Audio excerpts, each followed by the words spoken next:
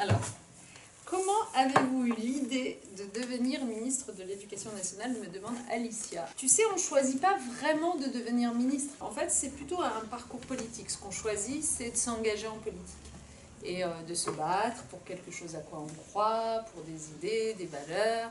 Généralement, on le fait à l'intérieur d'un parti politique, parce qu'on ne peut pas se battre tout seul, donc on rejoint d'autres gens qui pensent la même chose que nous.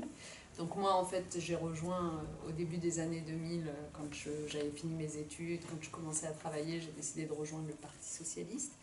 Et puis après, de fil en aiguille, tu te présentes à des élections, tu en perds, tu en gagnes. Et puis un beau jour, c'est aussi un peu de chance, tu es dans une dynamique gagnante. Alors moi en 2012, puisque c'est en 2012 que François Hollande en l'occurrence était le président de la République, quand il m'appelle, c'est pour me demander si ça me dit d'être ministre des droits des femmes et porte-parole du gouvernement, puisque c'est comme ça que je commence et que je vais rester pendant 2 ans.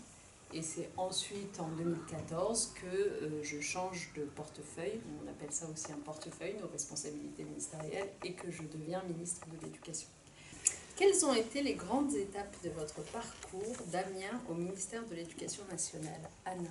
Quand j'y repense, c'est quand même une adaptation quand même très... Mais bon, ça arrive à plein de gens, comme vous le savez, où il faut aller en classe sans maîtriser les mots, comprendre ce qu'on vous dit, etc. Puis finalement, on s'adapte, on se fait des amis. Et finalement, avec ma sœur aînée, on s'est fait assez rapidement. Moi, j'ai beaucoup aimé l'école, j'espère que c'est votre cas. Je vous le souhaite. Donc l'école primaire, le collège, le lycée, je suis allée dans tous les établissements de mon quartier. En gros, j'étais en éducation prioritaire. Et puis ensuite, après le lycée, j'ai fait une fac de droit à Amiens. Et au bout de 2 années et quelques de droit à Amiens, j'ai passé un concours, le concours de Sciences Po à Paris, et donc je l'ai eu. Je suis arrivée pour étudier à Sciences Po.